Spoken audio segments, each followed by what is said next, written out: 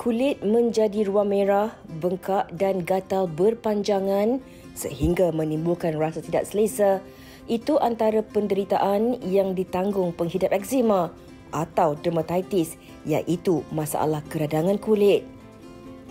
Biarpun seringkali kita dengari masalah eksema ini berlaku dalam kalangan bayi dan kanak-kanak, namun orang dewasa juga tidak terkecuali dari menghidap penyakit ini. Berdasarkan kajian, statistik kes eksema dalam kalangan kanak-kanak di negara ini menunjukkan lebih 90% penyakit ini bermula sebelum berusia 5 tahun dan didapati hanya 50% mereka yang menghidap eksema sejak kecil akan pulih, manakala bagi 50% akan menanggung kesengsaraan yang dialami sehingga mereka dewasa.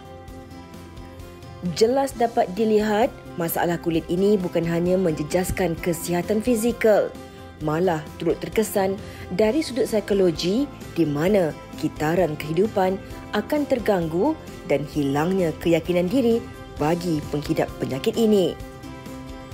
Namun persoalannya, apakah punca berlakunya masalah ini dan bagaimanakah cara yang terbaik untuk mengatasinya?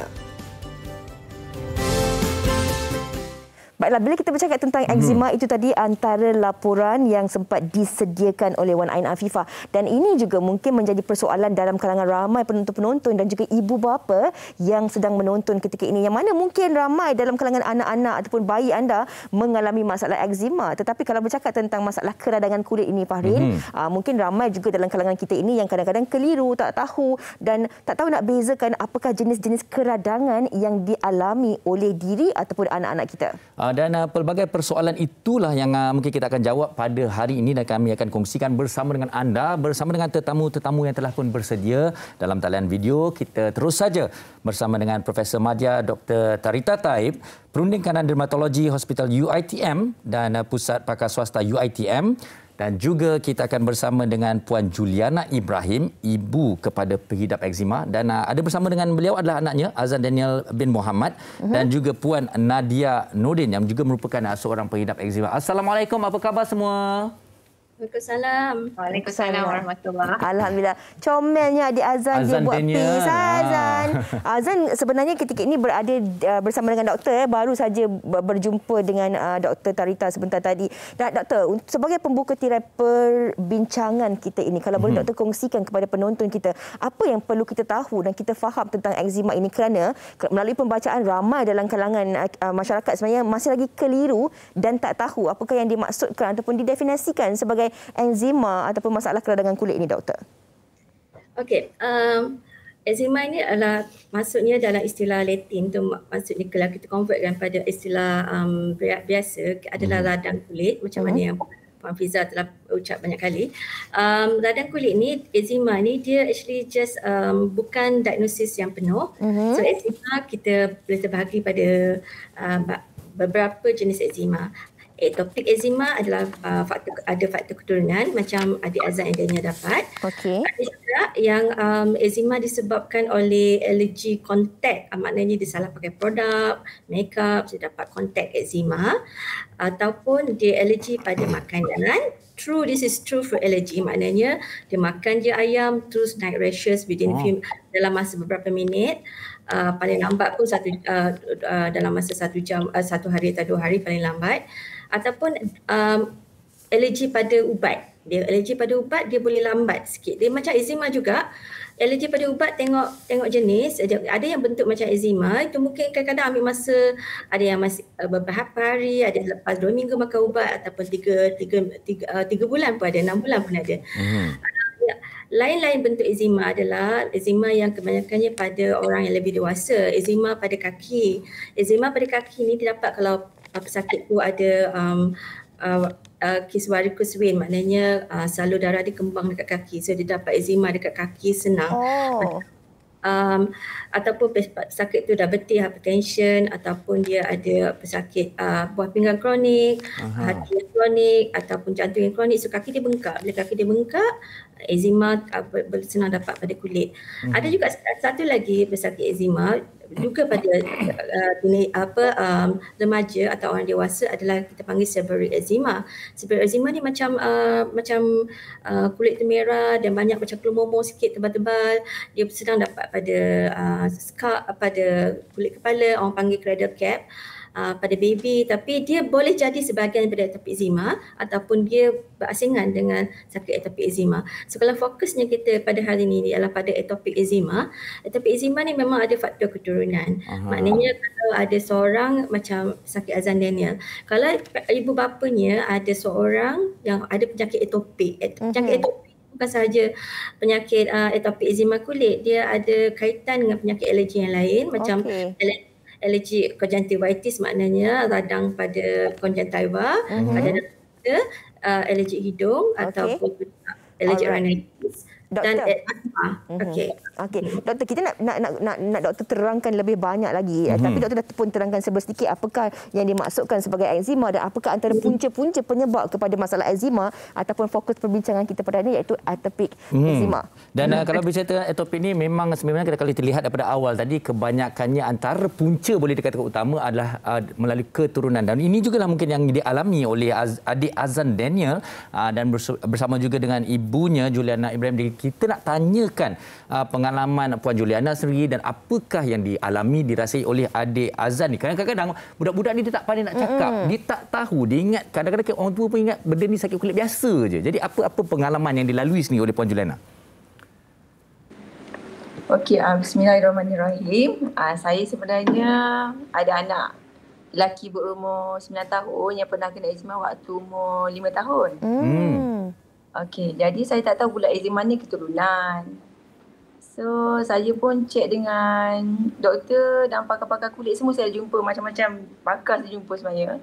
Tapi yang paling lama saya refer dengan Prof. Tarita, di mana saya tak ada menggunakan sebarang ubat di luar yang memang akan offer lah, okey, ubat eczema ni bagus, ubat eczema ni bagus. So, saya akan refer dengan Prof dulu sebelum saya buat keputusan untuk guna apa-apa ubat di luar sana walaupun di farmasi sendiri. Okey. Sebab eczema ni sangat-sangat tidak boleh buat keputusan tanpa refer pada doktor. Saya tertarik dengan apa yang dikongsikan oleh Puan Juliana kongsikan ini, yang mana kadang-kadang apa yang dikongsikan oleh individu A tak sama dengan individu B, tetapi apa yang paling penting untuk kita merujuk kepada individu yang lebih pakar, iaitu doktor maupun Prof sendirilah kan. Dan kita nak kongsikan juga pengalaman daripada Puan Nadia Nordin, yang mana Puan Nadia ini sendiri mengalami masalah eczema dan sekarang ini masalah eczema ini juga dihadapi oleh anak Puan Nadia. Kalau boleh Puan Nadia kongsikan sedikitlah pengalaman Puan, macam mana Puan tahu bahawa masalah keradangan kulit yang dialami itu adalah eczema sebenarnya? Assalamualaikum warahmatullahi wabarakatuh. Masa eczema anak saya ke apa? Untuk Puan sendiri dulu. Macam saya daripada kecil masa baby dah ada rashes. Mak saya cerita dah ada rashes. Then eczema tu ayah ada bawa pergi klinik lah, tapi bukan dermatologist ke apa, just klinik. Dia cakap ni eczema. So after that dia ada bagilah macam krim ke apa. Then masa umur 7-8 tahun tu dah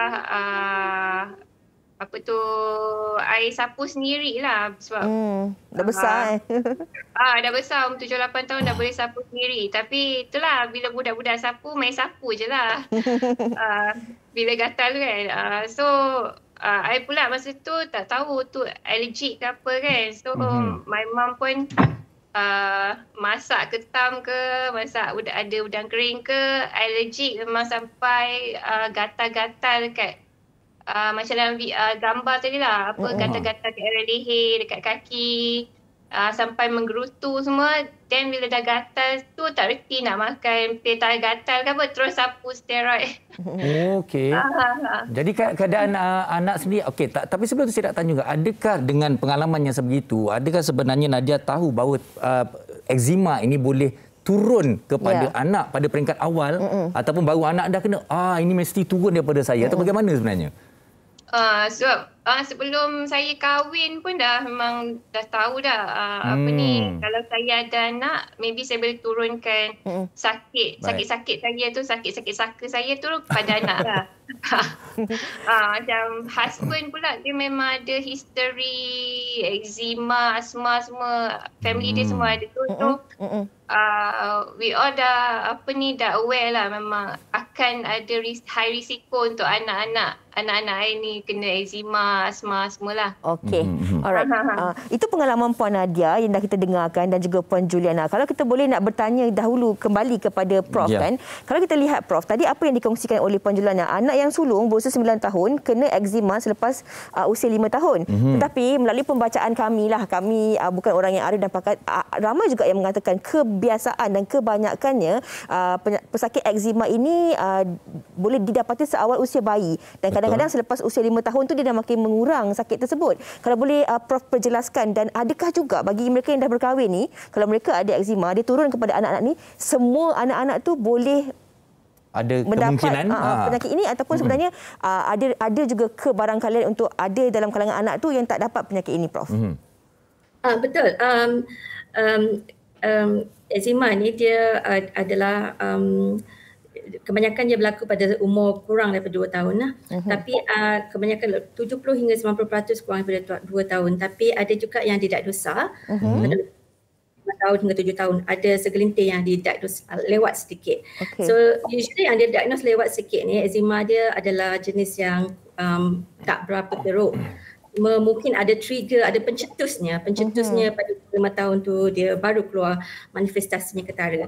Sebenarnya kebanyakan ibu bapa dia tak sedar yang anaknya ada eczema, sebab eczema dia ada banyak kategori. Kalau kategori yang tidak berapa teruk tu, yang mild tu, dia setakat kulit kering sahaja, ataupun ada tompok-tompok kulit kering, atau ada macam keluar sikit-sikit. Jadi dia ingat keluar ataupun kulit just kering, tak minum air. Minum air banyak-banyak pun tak baik. Dia biasalah. So soalan yang kedua, kalau dia pesakit eczema tu dah berkahwin, okey, dia macam ni. Kalau dia teruk masa budak-budak, dia mungkin tahap severe, maknanya moderate to severe. Dia akan berlanjutan sampai ke dewasa. Tapi mungkin dia punya keterukan tu akan kurang sikit. Macam saya tengok Puan Nadia ni, saya tengok muka sajalah. Nampak okey dah. Cuma saya nampak, kalau orang tak tahu, kalau tengok macam ni tak tahu kan. Tapi nampak dia punya bibir tu saya nampak kering sikit. Dan saya perasan Puan Nadia tak berani nak gunakan sebarang lipstick. Sebab saya rasa lipstick akan risiko menaikkan eczema pada betul. Even lip balm pun tak boleh pakai sebarang. Susah juga orang yang ada eczema ni. Susah. Macam-macam pantangnya. Ya. Lepas tu ni pencetus pada orang dewasa. Orang dewasa kadang-kadang kalau tengok Azan Daniel ni, kalau masih budak dia banyak kena pada muka, tangan dan kaki. Tapi bila dia pergi ke dewasa, tempat-tempat lain akan efek. Macam bibir, nampak macam bibir Puan Nadia ada sikit, tanda sikit. Lepas tu dekat puting dada pun boleh, nipple, dekat tangan dan kaki mungkin berkaitan dengan pekerjaan. Macam kalau dia jenis yang tukang masak ke, hairdresser, tukang gunting rambut, mungkin expose pada pekerjaan guna terdedah pada chemical. Seperti yang kita tahu ialah eczema ni dia memang punca asas dia faktor keturunan, tapi dia banyak pencetus, dia multifaktorial, dia banyak yang punca menyebabkan keluarnya eczema ni aktif balik. So, antaranya ialah kulit tu kurang pelembab lah, jadi memang guna pelembab. Kalau pesakit itu banyak tekanan dalaman, terutama kalau dia mengandung, itu memang tekanan untuk dia. Nombor tiganya, kalau let's say cuaca ni susah sikit kita nak kontrol. Faktor persekitaran memang susah. Sebab faktor persekitaran kadang-kadang dalam rumah kita sendiri ada habuk-habuk, dalam habuk tu ada tungau, kita panggil house dust mite, dan yang tu boleh trigger eczema. Kalau terlampau panas, berpeluh banyak, peluh tu kalau melekat pada badan memang mencetuskan eczema. Kalau kena terlampau kering pula, macam aircon pembacangan, so pakai aircon, so kulit tu kering, atau masa winter kan, memang boleh, kalau luar negara winter lah, kulit tu menjadi kering. Baiklah. Baik. Okey, kalau ada eczema kadang-kadang serba salah jadinya. Betul. Kalau saya nak kongsikan juga pengalaman, anak buah saya pun mengalami masalah eczema yang teruk. Sebab tu bayi yang mana kena pakai wrap tu doktor. daripada malam sampai pagi kan. Untuk pastikan tak ada bahagian di seluruh badan yang kita nak cium baby kan. Hanya tapak tangan je yang tak ada kena eczema tu. Tapi alhamdulillah ada penambahbaikan apabila semakin meningkat usia. Dan saya kira ini juga pengalaman yang sama yang nak dikongsikan bersama dengan adik saya ini, bagaimana cabaran ibu kepada anak-anak yang mengalami masalah eczema ini dan apa antara langkah-langkah yang diambil bagi memastikan kelangsungan dan juga kesihatan anak-anak ini sering terjaga. Kita bersama adik Said. Ya. Tiada ibu bapa yang sanggup melihat anak mereka menanggung kesakitan, tambahan pula dengan usia yang masih kecil. Pernah berhadapan dengan masalah gangguan emosi, malu dan hampir putus asa? Itulah antara pengalaman yang dilalui oleh ibu kepada 6 orang anak, Widiana Ali, 36 tahun, apabila salah seorang daripada cahaya matanya, iaitu Said Muhammad Yazid, 5 tahun, diuji mengalami masalah eczema kronik sejak berusia 2 bulan lagi. Sebagai seorang ibu, siapa yang tak rasa sedih tengok anak kita, anak yang kita kandungkan tu kulit dia tak flawless, tak comel, okey. Walaupun masa tu terus terang saya cakapkan eczema Said sangat-sangat mild dan memang macam merah-merah manja je.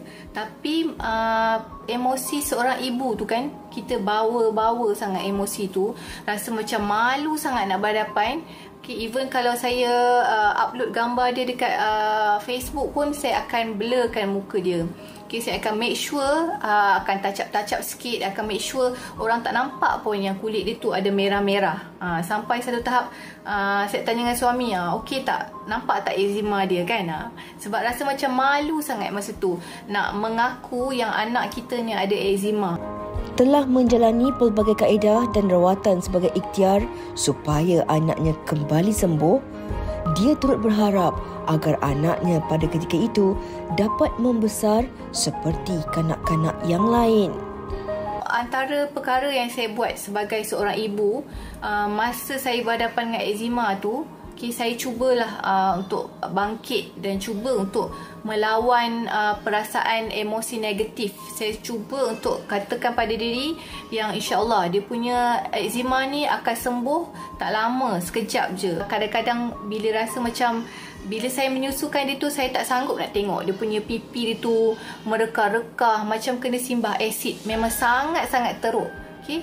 Tapi setiap hari saya tak pernah miss. Saya mesti cakap dengan dia, kulit Said cantik, mama sayang Said, nanti Said sembuh. Jadi saya nak biar dia tanam dalam jiwa dia yang dia katakan, mak aku kata kulit aku cantik. Biarlah orang lain kata kulit aku buruk, tapi mak saya kata kulit saya cantik. Mengakui perjalanan sepanjang tempoh menjaga anaknya bukanlah suatu perkara yang mudah, namun baginya dia tetap bersyukur dan percaya dengan setiap perkara yang terjadi pasti ada hikmahnya. Sebenarnya kalau kita duduk berseorangan, benda tu, masalah tu akan selesai. Sebab kita akan dibawa-bawa dengan emosi, merasakan eczema tu satu benda yang sangat-sangat berat. Sedangkan eczema tu kalau kita duduk dan fikir sejenak, sebenarnya dia ialah satu hikmah yang Allah datangkan pada kita. Itu sebenarnya satu nasihat yang cukup baik daripada ibu kepada adik Said sendiri sebenarnya. Kadang-kadang bagi para ibu bapa yang dah panik dan sebagainya, kemudian nampak anaknya sebegitu tu, macam kata tadi lah, tak upload kat Facebook, tak berkongsi dan sebagainya. Tapi sebenarnya ada cara rawatan yang kita perlu sabar dan juga ikhtiar, seperti mana yang dilakukan oleh Puan Juliana Ibrahim yang bertemu dengan Profesor Madya Dr. Tarita sendiri. Tapi Puan Juliana dan juga mungkin mewakili adik Azan sendirilah, kalau kita lihat apakah anda mengatakan mengetahui tentang eczema ini keturunan agak lambat. Mungkin apakah kesilapan-kesilapan yang pernah dilakukan oleh Puan Juliana dalam cuba merawat penyakit adik Azan ni? Bismillahirrahmanirrahim. Okey, sebenarnya saya dah 2 tahun refer dengan Prof Tarita kita. Okey, saya ada mencuba beberapa produk di luar sana. Yang mahal, yang murah pun dah cuba, tapi saya terpaksa stop sebab kesan dia sekejap saja. Apa pun saya akan refer dengan Prof dulu, then baru saya kata okey kita kita cuba ni jaga suami kan. Dan apa pun saya kalau cuba saya akan cuba sekejap sebab dia kesan dia jangka masa dia terlalu sekejap. Jadi saya perlu refer dengan Prof.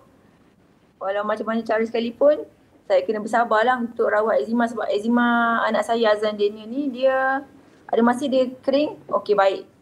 Nanti dia akan datang semula. Okey.